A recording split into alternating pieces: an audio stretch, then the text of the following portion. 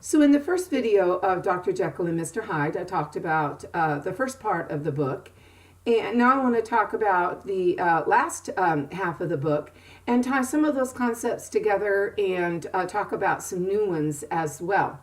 And in that first video and talking about what we knew about Dr. Jekyll and Mr. Hyde as seeing third person, but still through Mr. Utterson's eyes, we found that there was something fishy going on there, and they didn't know what it was. And I talked about my theory of why Utterson thought that Jekyll felt indebted to Mr. Hyde, and it was, of course, that Jekyll had been wild in his youth. Now, whether my theory about that is right or wrong, it cannot be proven or disproven. But I still stick with the fact that I think that Utterson thought that Hyde was Jekyll's illegitimate child and was blackmailing him for his money. But this idea about Jekyll being wild, and I posed the question on that first part of the book when we didn't know anything beyond Jekyll's character other than he was very munificent and magnanimous and was just an all-around good guy. And I posed a question of whether or not he was really as good as he seemed to be, because we could talk about being wild, and that can be anything. That can be driving fast in his hansom cab down the road for all we know. But in the second part of the book, we hear more about Jekyll's proclivity, and this is everybody's proclivity for evil. And I'm going to kind of skip ahead then to Dr. Jekyll's explanation in the last part of the book, where we read about how he made that transformation from Jekyll to Hyde, and it was totally voluntary. He wanted to explore aspects of the human psyche, and he managed to do this through scientific means of a potion.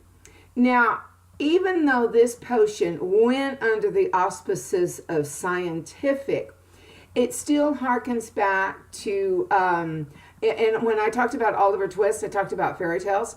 And this has to do with fairy tales and magic and alchemy as well. We never hear what the ingredients of that potion might be. So we can't put it to the test. And of course, when Utterson would say we didn't need to know because we might try to duplicate it.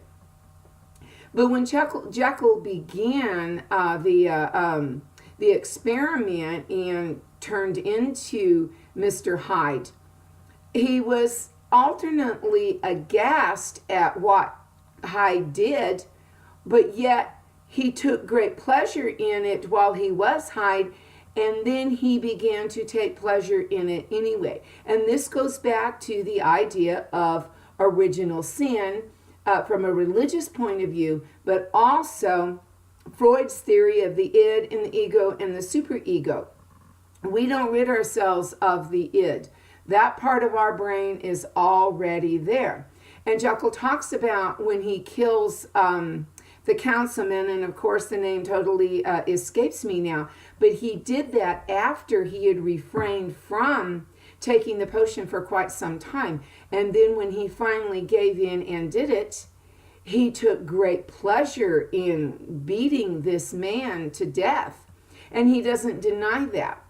And so the question is, if Jekyll were really as good as Utterson and other people perceived him, why did he go back to taking the potion?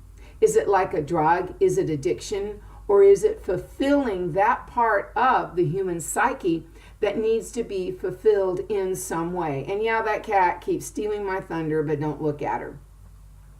And he does this again voluntarily, even though he knows what Hyde is doing when he is in that persona. But after a while, he can't control it like he had earlier, and he began to fade in and out without volition. And in the first video, I talked about how werewolves differ from Jekyll and Hyde, and I still maintain that even if Jekyll couldn't control it, because at the onset, Jekyll could have controlled it, and he kept going back to it. And I guess you could argue he couldn't control it from that point of view, but yeah, he could. And it was a deliberate choice to keep taking the potion until it came to that point where he seemed to have no volition and was not able to control it anymore. And so that part of us, it is there, and it came out and it manifested itself in Hyde. And yes, I'm using my hands to demonstrate that. And it's always there. And another thing that I wanted to point out was Dr. Hyde's appearance and his stature. Utterson remarked several times how Hyde seemed to be deformed, but yet he didn't seem to have a true deformity. And Utterson would say it was something that he couldn't put his finger on. He couldn't define why Hyde looked deformed.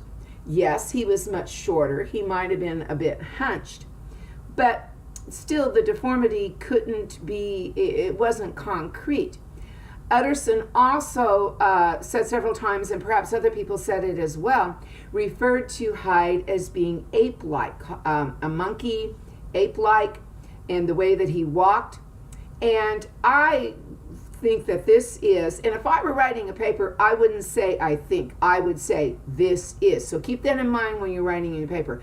Don't offer opinion, don't say I believe, don't say I think, but state it. But I am saying here, okay, I'm not going to say I think, that is related to Darwin's theory of evolution, because and Stevenson would have been aware of this theory because The Origin of Species had been out for some time by the time Stevenson wrote this.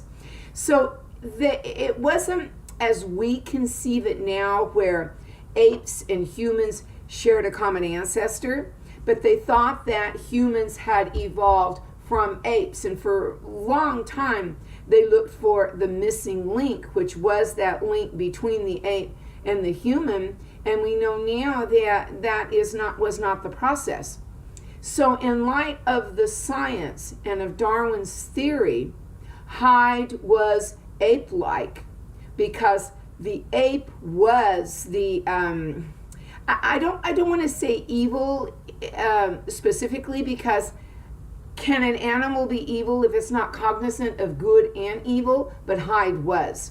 But it was that ape-like bestial characteristic that was shown in his physical appearance, and in essence he had regressed to an ape. And that is the reason why I think that I said it again, why he was referred to as being ape-like, and why Utterson and others couldn't quite figure out why he seemed to be deformed. He wasn't deformed. He was repetitive, ape-like, and the short stature and all of that go in with that, and the hunched aspect goes in with that. And so science comes to play here in at least two ways, and that is with the potion. Instead of the supernatural is used to explain the transformation from Jekyll to Hyde. And if we look at the theory of evolution and how the thought was that humans had evolved from apes, that was also the science of it, that when the potion took effect, Jekyll regressed to that ape-like form. So science definitely comes into play here. And I want to go back to the religion for a moment, and I talked about this in the first video, and I also mentioned it in this video. And again, that is the concept of original sin. If you were to combine or compare the idea of original sin with the id, the Christians of that period and even the Christians of this period would say that humans are evil and tend towards evil because of the original sin, which of course was disobedience. And later with Cain and Abel, then there was the murder, but that would have all stemmed from original sin. And so science and religion are not disagreeing with each other about these aspects, but they interpret it in different ways. So we finally learned the truth about Jekyll and Hyde. And of course, I always ask about the names. I'm not sure if Jekyll symbolizes anything, and I would love to hear your feedback on that if you have any idea. But of course, Mr. Hyde, definitely He wants to stay hidden, or Jekyll wants him to stay hidden. Utterson, he utters, he is the one who tells the tale. And I can't, the other names right now, of course, escape me, and I don't have my book where I can look them up. But if you have any ideas about the names, I would love to hear those as well. And I have already taken up 10 minutes just talking about those aspects, so I am going to stop. But keep these things in mind when you are thinking about the aspects of Jekyll and Hyde, and the science and the religion. Always click the wrong thing to stop the video.